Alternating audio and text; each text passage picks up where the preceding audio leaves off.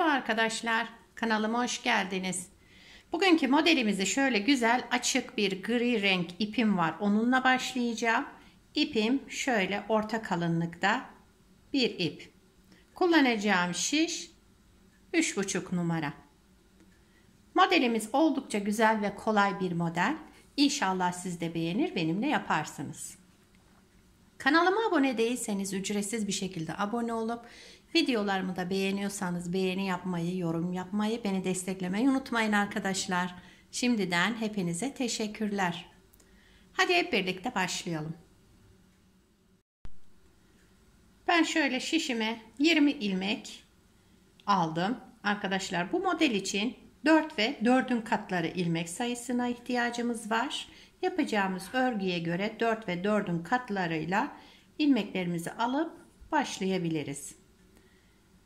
Bu model için lastiğe gerek yok ama isterseniz lastik üzerine de başlayabilirsiniz.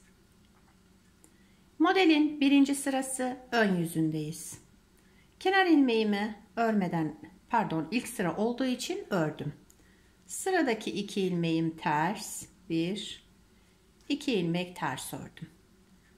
2 ilmek düz, 2 ters.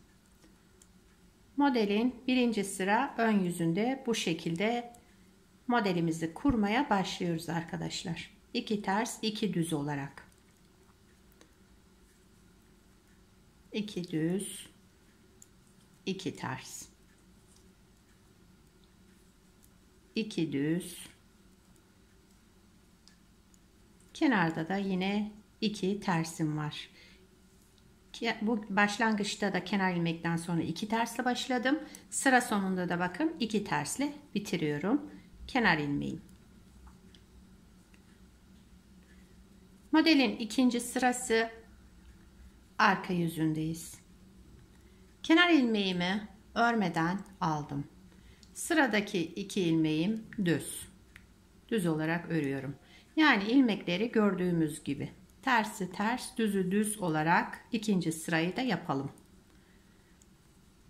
2 ters, 2 düz.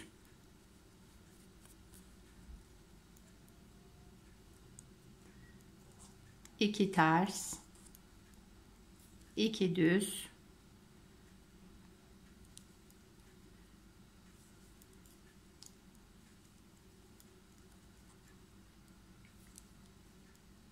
kenar ilmeğimi de ördüm. Modelin ikinci sırasını da bu şekilde yaptık. Şimdi modelimizin 3. sırası ön yüzündeyiz. Kenar ilmeğimi örmeden aldım. 2 tane ters ilmeğimiz var. Ters olarak örüyoruz. Tersleri ördüm. Düze geldiğim zaman ilk ilmeğimi ördüm. Şişimden çıkartmıyorum. Bir kez daha örüyorum. Düzleri yani arkadaşlar düz ilmeklerimizi 2 sefer örüyoruz. Bu şekilde. Tersleri normal örerek geçtim. Düze gelince 1, 2 kez ördüm. Yani ilmeğimizi uzatacağız diğer sırada. Düzleri 2 kez ördüm. 2 ters, 2 düz ilmeği 2 kez örerek 3. sıra ön yüzünde devam ediyoruz. 1, 2 kez ördüm. Şişimden çıkarttım ilmeğimi. 1, 2 kez ördüm. Şişimden çıkarttım ilmeğimi. Düz ilmeği yine düz olarak örüyorum ama 2 kez örüyorum. Kenarda 2 tersim var. Bir de kenar ilmeğimi ördüm. 3. sırayı tamamladık. 4. sıra arka yüzündeyiz. Kenar ilmeğimi örmeden aldım. Sırada 2 tane düzüm var. Düz olarak örüyorum yine. Şu 2 kez ördüğüm ilmeğe geldim şimdi. Açıyorum. Şöyle boyunu uzatıyorum. Bir sonrakini de açtım. Boyunu uzattım. 2 ilmeği de bu şekilde. Tekrar şişimi aldım. Bu 2 ilmeğin arkasından ara boşluğundan yani bir ilmek çıkarttım. Daha sonra 2 ilmeği bir alarak düz ördüm.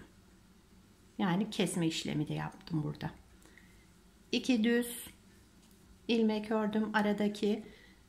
Bu ilmeklere gelince boyunu uzattım. Tekrar şişimi aldım. İkinci ilmeğin arkasından, yani ara boşluktan bir ilmek çıkarttım. Daha sonra 2 ilmeği bir düz ördüm. 2 düz, 2 düz ilmek ördüm.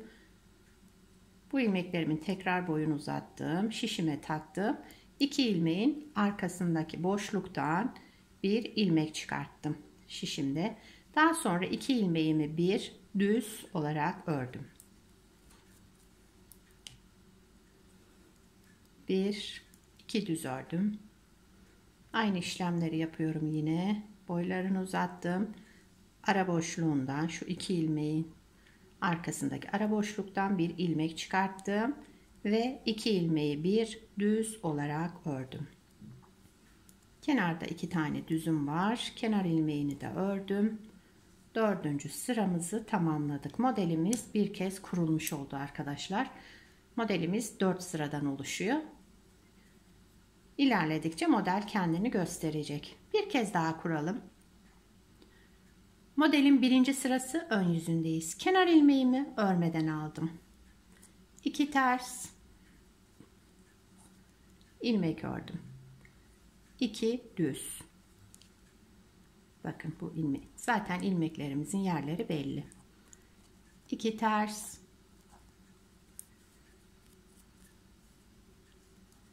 2 düz. 2 ters, 2 düz olarak örüyorum.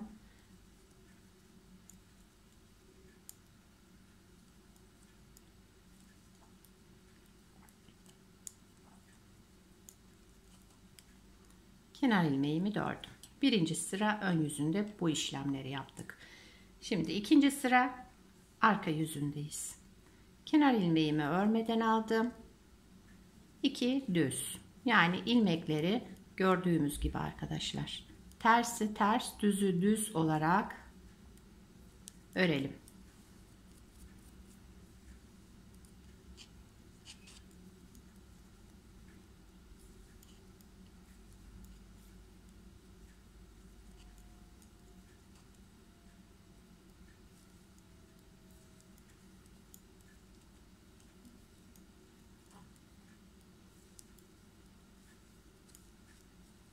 Kenar ilmeğimi de ördüm. Modelimizin 3. sırası ön yüzündeyiz. Kenar ilmeğimi örmeden aldım. Kenarda 2 tane tersimiz var. 1 2 ilmek ters ördüm. Sıradaki 2 düze geldiğimizde burada ne yapıyorduk? Düzleri 2 kez örüyorduk. Bir kez ördüm, şişimden çıkarmadım. Bir kez daha örüyorum. Bu şekilde. İkinci düzümü de aynı şekilde yaptım yine. Arada 2 tersimiz var. 1 2. Düze gelince 1 2 kez ördüm. İkinci düzümü de aynı şekilde 2 kez ördüm. 2 ters, düz ilmeği 2 kez örüyoruz. 3. sıra ön yüzünde bu işlemleri yapıyoruz arkadaşlar. 1 2 kez ördüm, şişimden çıkarttım. Sıradaki düzü de yine aynı şekilde. Kenarda 2 tersim var. Ördüm. Kenar ilmeğimi de ördüm. 3. sırayı bu şekilde tamamladık. Şimdi 4. sıra arka yüzündeyiz. Kenar ilmeğimi örmeden aldım. 2 tane düzümüz var. Yine düz olarak ördüm. Şu terse geldiğimde ters ilmeklere bunları 2 kez bakın şöyle örmüştük. Boylarını açarak uzatıyorum böyle. Tekrar şişimi aldım. Arka boşluğundan, bu ilmeklerin arka boşluğundan bir ilmek çıkarttım. Daha sonra 2 ilmeğimi bir düz olarak ördüm. 2 düz. İlmeklerin boyunu uzatalım. Tekrar şişimi aldım. İkisinin arka ara boşluğundan ilmek çıkarttım ve ikisini düz olarak ördüm. 2 düz. İlmeklerin boyunu uzatalım. Şişime taktım. Tekrar ara boşluğundan bir ilmek çıkarttım ve 2 ilmeğimi tekrar bir düz ördüm. 1 2. Evet, son kez yapalım. İlmeklerin boyunu uzatıyorum. Tekrar şişimi alıyorum. İkisinin arka ara boşluğundan bir ilmek çıkartıyorum ve ikisini bir tekrar düz örüyorum. 2 düz, kenar ilmeğimi de ördüm. Evet, modelimizi 2 kez kurmuş olduk arkadaşlar. Bakın, dediğim gibi model ilerledikçe kendini gösterecek. Evet, bugünkü modelimiz buydu. Ben bir de şöyle ilerlemiş halini göstereyim size. Bunu beraber yaptık. Bunu da ben daha önce yapmıştım. Modelimiz şöyle. Bunu lastik olarak da kullanabilirsiniz. 2 ters 2 düz lastik gibi, bakın şöyle. İsterseniz ana model olarak da kullanabilirsiniz. Modelin arka yüzü bu şekilde. Kenar ilmeklerimiz. Evet. Bu modeli istediğiniz örgüde kullanabilirsiniz. Atkı, bere, yelek olarak, yani aklınıza gelen her türlü örgüde kullanılabilecek ve kolay, güzel bir model. İnşallah siz de beğenir, benimle yaparsınız. Şöyle de göstereyim size. Modelimiz gördüğünüz gibi oldukça kolay. Bu renge de çok güzel yakıştı. İstediğiniz renkte, istediğiniz ölçüde yapabilirsiniz. Dediğim gibi modelimiz 4 sıradan oluşuyor. İlmek sayısı da 4 ve 4'ün katları olarak ayarlamanız gerekiyor. Evet. Beni buraya kadar izlediyseniz bir kalp dahi olsa bırakırsanız memnun olurum. Yapacak olan arkadaşlara kolay gelsin. Bir sonraki videoda görüşmek üzere. Hoşça kalın.